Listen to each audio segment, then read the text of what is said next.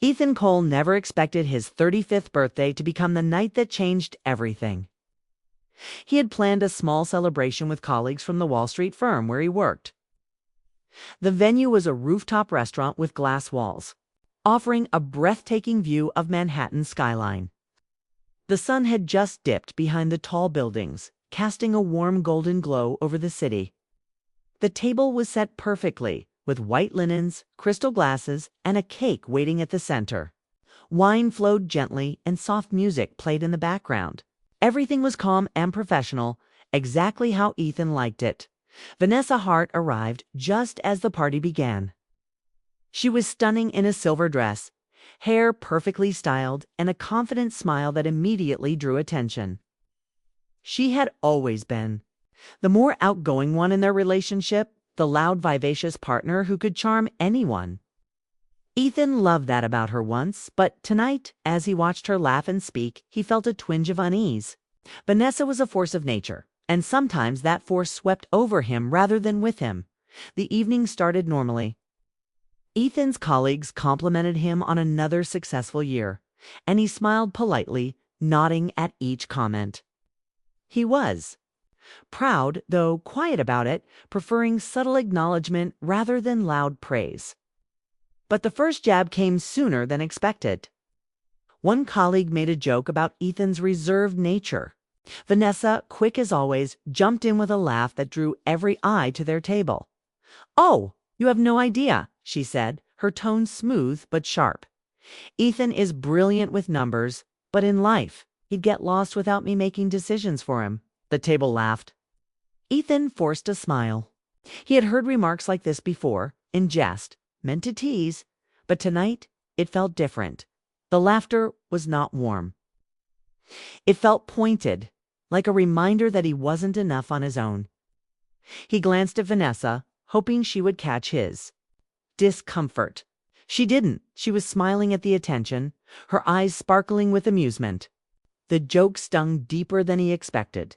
Later, when the senior manager raised a glass to praise Ethan's loyalty and dedication to the firm, Vanessa leaned over slightly and added, "Loyal is a nice word. I call it safe. He's too afraid to take risks." The laughter that followed this time was quieter, but it lingered. Ethan felt heat rise to his cheeks. He had spent 10 years building his career. Long nights at the office, missed dinners, sacrifices no one noticed. And tonight, it all seemed invisible. His achievements minimized by a single remark framed as weakness rather than strength. He tried to focus on the cake, on the party itself, on anything but the sinking feeling in his chest. The waiter arrived with the beautifully decorated cake, the soft glow of candles reflecting in the glasses. Everyone sang happy birthday, and for a moment, Ethan tried to smile. But the words, the laughter, the attention, it all felt hollow. His hand gripped the edge of the table, knuckles white, as if holding on could anchor him in the moment. "I need some air," Ethan said quietly. Vanessa turned, surprise flashing across her face. "Don't be dramatic. It's your party," Ethan met her gaze, calm, composed. No anger, just clarity. "I know," he said softly. And then he walked out. The cold Manhattan air hit him immediately, sharp and invigorating. The streets below were busy, taxis rushing by, people moving in their lives indifferent to his humiliation. For the first time in years, Ethan allowed himself to feel the full weight of embarrassment, anger, and disappointment. He asked himself a question he had avoided for too long. Was he living his life, or just existing within it? The next morning, Ethan arrived at the office earlier than usual. The city was still quiet, a faint mist rising from the streets. The glass tower of his firm reflected the morning sun, imposing and beautiful. He sat at his desk and opened a proposal. He had written months ago, a bold investment strategy the partners had dismissed as too risky the first time. He had set it aside then, too cautious to push. But tonight, after the party, after Vanessa's words, he couldn't ignore it any longer. Hours passed as he refined the strategy, double-checking every number, tightening every projection. His fingers flew over the keyboard, urgency in every keystroke. He requested a direct meeting with the executive board, bypassing layers of bureaucracy. Whispers spread quickly among colleagues. Ethan Cole, a quiet, steady analyst, pushing a high-stakes plan, seemed impossible to them. But to Ethan, it felt inevitable.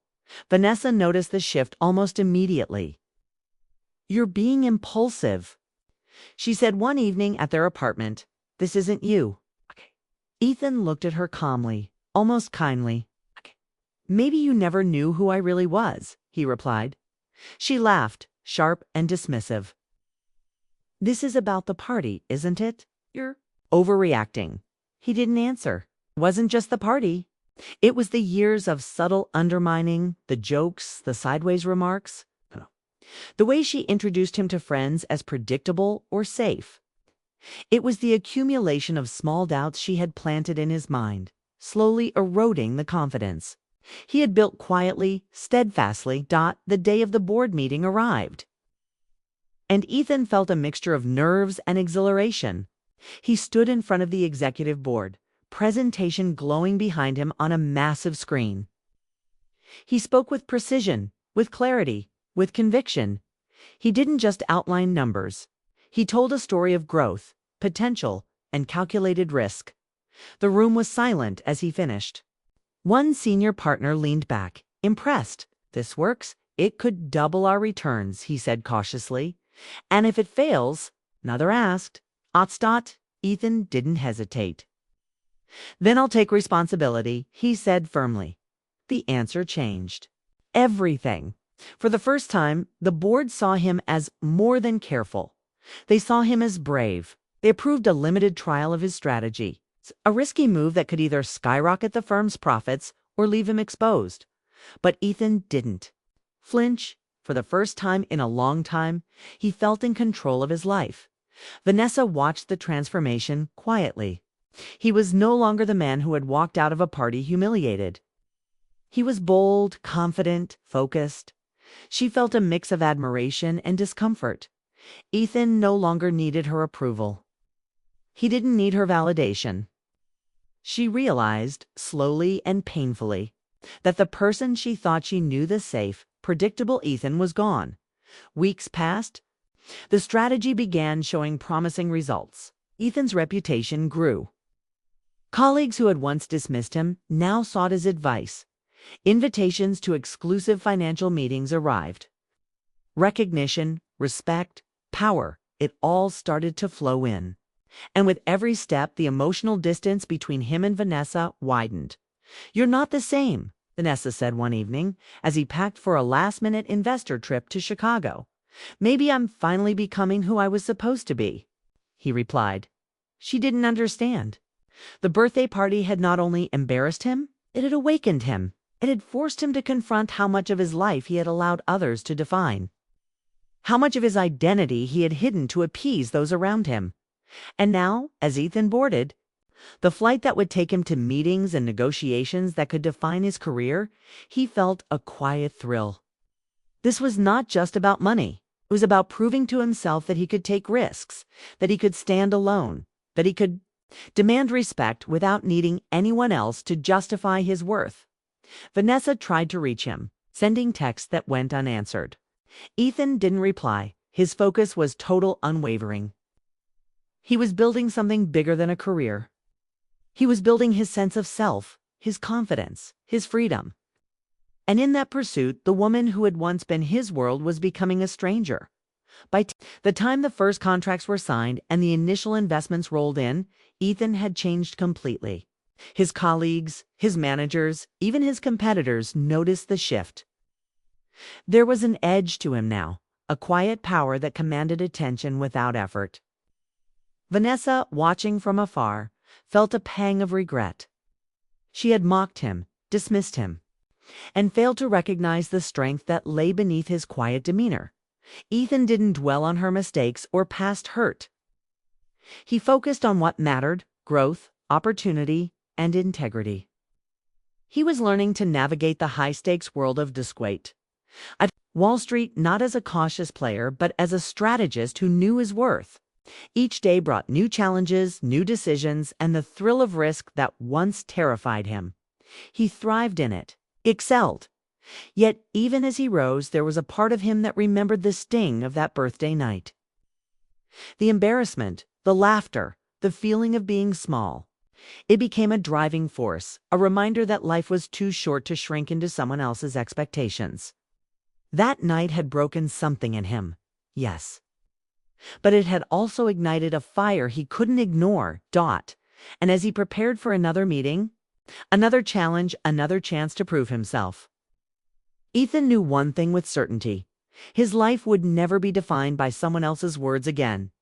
He would rise, he would risk, and he would succeed, not for Vanessa, not for anyone else, but for himself. Outside, Manhattan glimmered like a field of stars. Inside, Ethan felt the calm before the storm of success. He was ready for it. He was ready for change, and he was ready to discover just how far he could go. The birthday party was over. The embarrassment had passed. But the awakening it caused that was only the beginning. Ethan Cole's life had changed in ways he had never imagined. The investment strategy he had fought for, the one everyone once called too risky, had begun producing results beyond even his boldest expectations. Profits soared, recognition flowed, and his reputation shifted from the quiet, cautious analyst to a formidable force in Wall Street circles. Yet, despite the success, something felt different about the path ahead. It was not only about money, power, or acclaim. It was about who he had become and what he had lost along the way. Amelia Brooks entered his life at the perfect moment, though neither of them knew it at first. She was a financial journalist known for her sharp mind and composed presence, assigned to cover the sudden growth of his firm. Ethan first met her in a sleek conference room, the late afternoon sun spilling across polished tables. Amelia didn't try to impress him with small talk or flattery. She observed, listened, and asked questions that went deeper than surface numbers. She saw beyond the success, the Wall Street armor, the carefully controlled exterior. So Amelia began, pen poised over her notebook. What really changed? Ethan had been asked this question many times by colleagues, by editors, by casual acquaintances who wanted a soundbite. The safe answer would have been polished, rehearsed, filled with technical jargon. But something about Amelia made him want, to be honest, stop being afraid of disappointing people, he said quietly. Amelia looked at him with those steady eyes that seemed to measure truth. Rarely about money, is it? She asked softly, and Ethan felt a strange sense of relief, as if a weight he hadn't realized he carried had lifted. From that day, their paths crossed more than chance would dictate. Interviews led to discussions. Discussions led to coffee. And coffee led to long walks through the city streets after office hours. Ethan found in Amelia a listener who didn't laugh at his seriousness or judge his caution. She respected it. She admired it. For the first time, someone seemed to see the man he truly was. Not the reflection Vanessa had once shaped him into. Vanessa noticed immediately. She had thought that after the party, Ethan would spiral, would bend, would seek reassurance. But he didn't. He flourished. And the presence of Amelia, quiet, intelligent, and unafraid to speak truth, created a tension Vanessa could feel but not name. "You smiled differently now," she remarked one evening, voice tight with unease. "There is no she," Ethan replied instinctively. Yet in that word was the faintest trace of acknowledgement. He was drawn to Amelia, yes, but not by betrayal. It was a pull toward possibility, toward connection that was honest and unfiltered. Weeks passed, and the firm's success accelerated. Ethan became central to major decisions, a leader in his own right. His strategies influenced markets, shaped partnerships, and earned him respect in circles where he had once been invisible. He traveled frequently, meeting investors, negotiating deals, and expanding his vision of what he could accomplish. Through it all, Amelia reported, analyzed. and questioned with a calm persistence that challenged him in ways no one else had. One evening, after a particularly long day of meetings, Ethan and Amelia found themselves walking along the quiet streets near the river. The city lights reflected in the water, shimmering with movement. The air was crisp, carrying the faint scent of early spring blooms. They spoke of work, yes, but also of hopes, fears, and the small moments that mattered most. For Ethan, it was refreshing. For Amelia, it was revealing. They learned each other's rhythms, discovered the vulnerabilities hidden beneath carefully constructed facades, and began to understand trust in a way neither had before. Meanwhile, Vanessa struggled. She had once believed she defined Ethan, that her opinions, her laughter, and her charm could shape his identity. She realized too late that her power over him had been an illusion. Arguments grew, words became sharper, and one night in a quiet confrontation in their apartment, Vanessa finally admitted what she had avoided for weeks. "I don't recognize you anymore." Ethan's response was calm, almost gentle. "You never really did," he said. There was no malice, only acknowledgement of truth. Their relationship, once built on shared history and comfort, had eroded through small dismissals, unspoken doubts, and her inability to see the man he had always been. It ended not in chaos, but in quiet separation. Vanessa moved out, leaving the apartment that had once been their shared world. Ethan felt sadness, naturally. Love does not vanish overnight. But beneath the sadness lay relief, clarity, and a sense of freedom he had not known in years. The space left by Vanessa's absence was not emptiness. It was opportunity. Opportunity to grow, to focus, to embrace who he truly was without the weight of expectation or judgment. Amelia, in the meantime, became a presence that was steady, encouraging, and unassuming. Her article about Ethan's rise went beyond financial metrics. It captured transformation, courage, and the quiet power of self-belief. When he read it, he smiled, recognizing that the story was not just about numbers, but about the awakening that had started on his birthday. Months earlier, their relationship unfolded gradually, without haste, without pressure. There were walks under city lights, conversations that stretched late into the night, and shared laughter that felt effortless. Ethan discovered joy in honesty, in connection, in a partner who did not seek to control or define him, but to understand and stand beside him one evening. As they walked along the rooftop garden of the firm's new office, Amelia asked softly, "Any birthday wishes this year?" Ethan laughed quietly, remembering the night that had once felt like the end of everything. "I already got it," he said. The wish had been for courage, for clarity, for the chance to embrace his life fully. And now, standing with Amelia, he realized that he had received far more than he had imagined. The following months were filled with growth. Ethan's professional achievements continued, but they were now intertwined with personal fulfillment. He learned to balance ambition with authenticity, power with compassion, and risk with wisdom. Amelia became more than a witness to his journey. She became a companion, a confidant, and eventually, the person who illuminated the parts of him that had remained hidden for years. Yet even with happiness emerging, Ethan never forgot the lesson of that birthday night.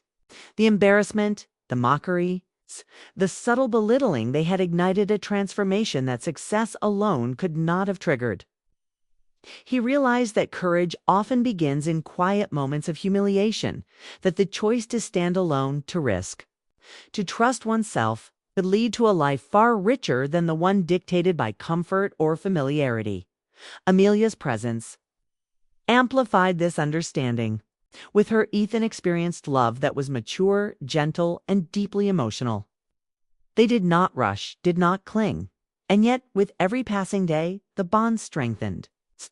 It was a love built on respect, understanding, and mutual recognition of each other's vulnerabilities. When the firm celebrated Ethan's promotion to partner, he stood once again on a rooftop overlooking the city. This time, The crowd cheered not for his numbers alone, but for the integrity, resilience, and vision he had brought to the firm. Amelia stood beside him, her hand warm in his, sharing a quiet smile that spoke volumes about trust, connection, and mutual respect. As champagne glasses clinked and lights sparkled across Manhattan, Ethan reflected on the journey from that fateful birthday. He remembered Vanessa's laughter, the sting of humiliation, the first surge of clarity that had led him to embrace risk, power, and self-respect. But he also understood the true prize was not the accolades, the money, or even the recognition.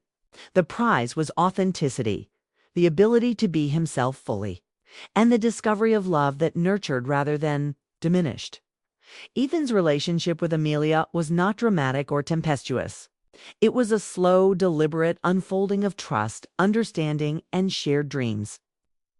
They walked together through both the quiet moments and the challenges of high-stakes careers, learning to balance ambition with intimacy, risk with security, and success with joy. Through it all, Ethan never lost sight of the lesson that night had taught him. Courage begins in moments of vulnerability. Transformation is often sparked by discomfort, and true connection emerges when two people see and accept each other as they are.